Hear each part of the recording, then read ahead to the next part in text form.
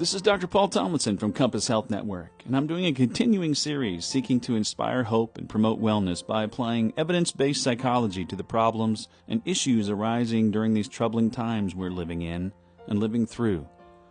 I'm hoping to somehow make a small contribution to help us all make it through this with grace and humanity. This episode, comprised of 2 parts, is called Loneliness, another epidemic within the pandemic. In part 1, I'll talk about what loneliness is, how prevalent it is, possible reasons why it's so prevalent, and the paradox of loneliness in the age of social media. In part 2, I'll talk more about the widely acknowledged epidemic of loneliness, some experimental evidence of the impact of social media on loneliness and mental health outcomes, the health effects of loneliness, and some surprising new research on the trajectory of loneliness during the COVID-19 pandemic. So let's talk about loneliness, or the somehow more evocative word I remember my dad using and singing when I was a kid, lonesomeness. The genius songwriter Hank Williams Sr. painted his achingly lovely picture of loneliness in the masterpiece, I'm So Lonesome I Could Cry. Hear that lonesome whippoorwill, he sounds too blue to fly. That means he's lost the will to live. I'm so lonesome I could cry. And the king himself, Elvis Presley, famously and beautifully asked the musical question, Are you lonesome tonight? Do the chairs in your parlor seem empty and bare? Do you gaze at your doorstep and picture me there? Is your heart filled with pain? Shall I come back again?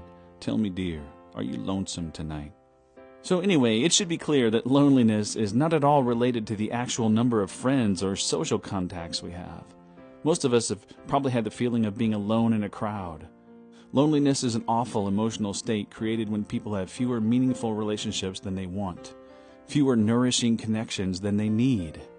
That is, they have inadequate relationships to make them feel known and understood. How do we define it?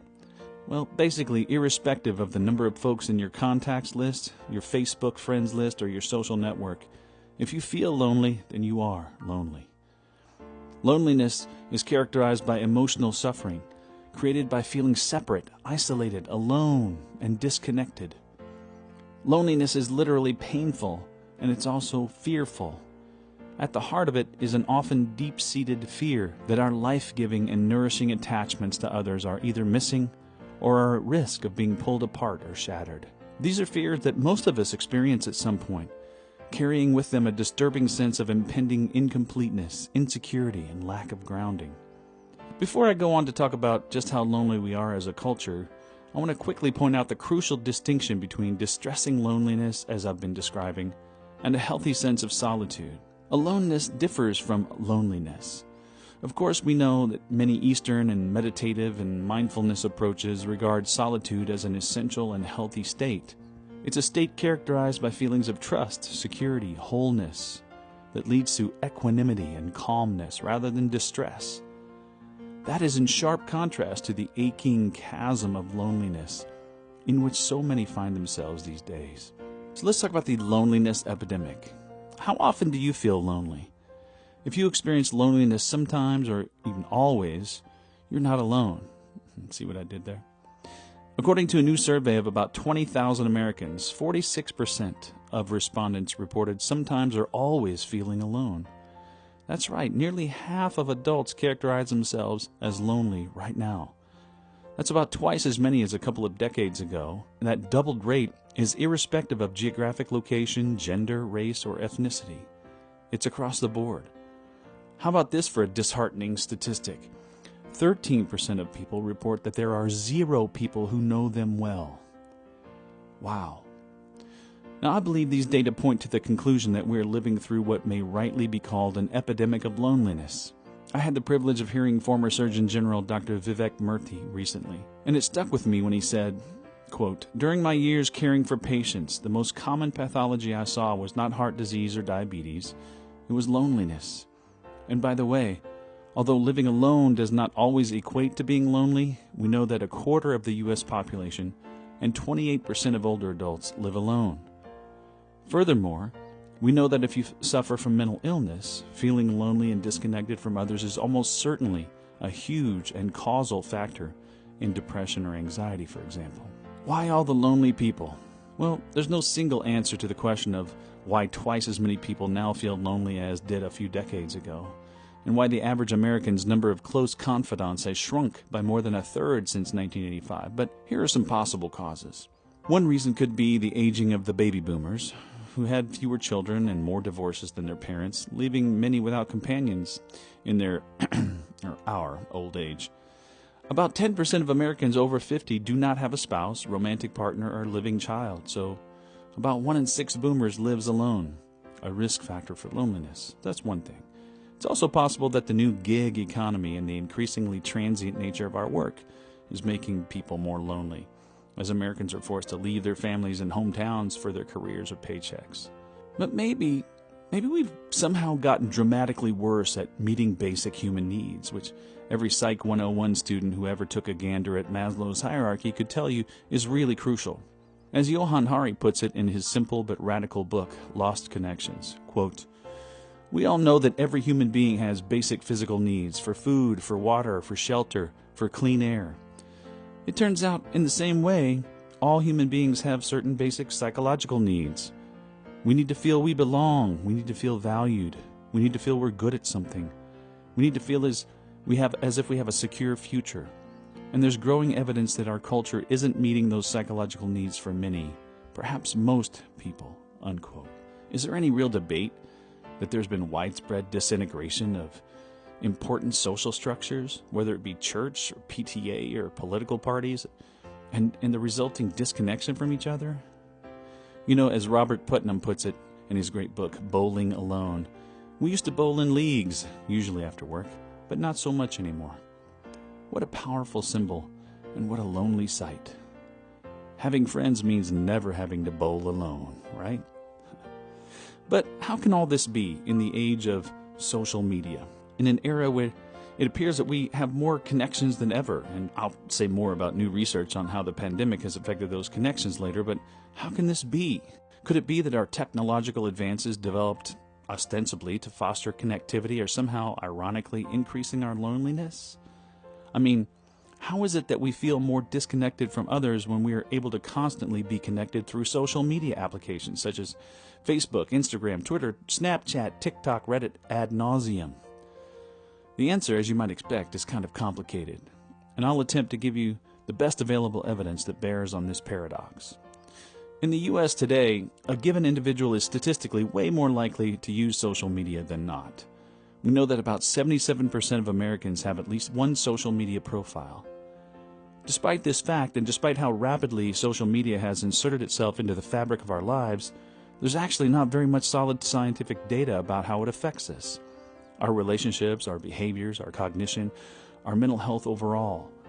But I have to say that what information is available is often not pretty, with social media use having been implicated in depression, anxiety, poor sleep quality, low self-esteem, inattention, hyperactivity, and more. The ease and accessibility and ubiquitous nature of social media may be leading us to connect more in the digital realm, but with a very frequent accompanying disconnect from the actual world around us. For example, a team of researchers at the University of British Columbia demonstrated that even seemingly mild distractions from a buzzing phone can cause us to experience a decrease of present enjoyment, the enjoyment of the here and now. Imagine you're at a social gathering and you impulsively grab your phone when you feel it vibrate, that alert that comes with your notifications. So you grab your buzzing phone, and even if you don't go on to open the app, that brief moment can cause a palpable feeling of disconnection with others present. I think you all know what I mean, and likely from both sides of the equation. But back to loneliness and disconnection. What is the nature and magnitude of the relationship with social media use?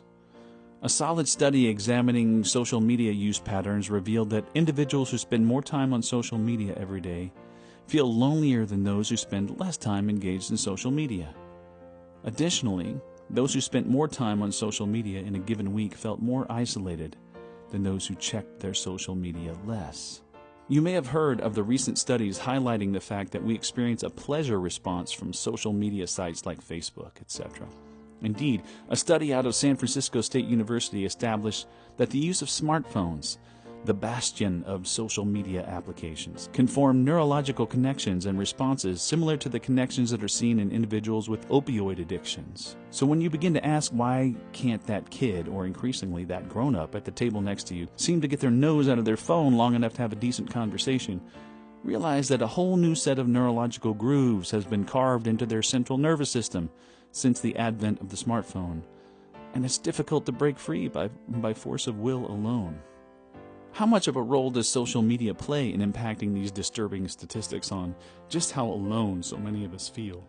Well, it appears that this depends, in part, on just how you interact with the internet and with these sites or apps in particular. Studies, and certainly my own experience, suggest that using Facebook, Snapchat, Instagram, and similar social media apps to keep in touch with friends and to forge offline connections can add interest and variety and vitality and even communion to your life. But not surprisingly, if you're spending hours every day using social media mainly as a substitute for a real connection, your feelings of loneliness and even inadequacy may likely worsen. I chose that word inadequacy for a reason.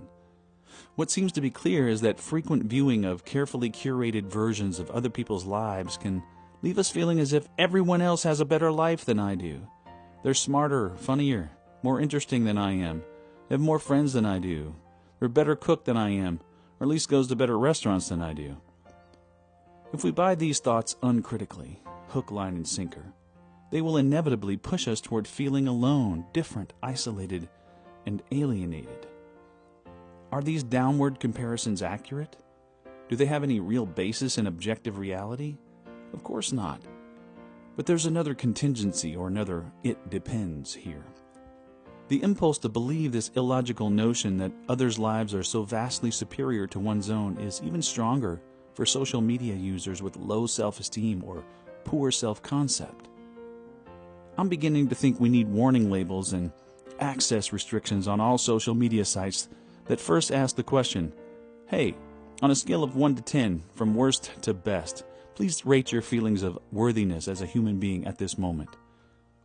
And if the user can at least give a rating of 7, a passing score, then they're not allowed to use that social media app. They're not allowed to post anything or view a news feed or like anybody else's posts because it may be hazardous to their health.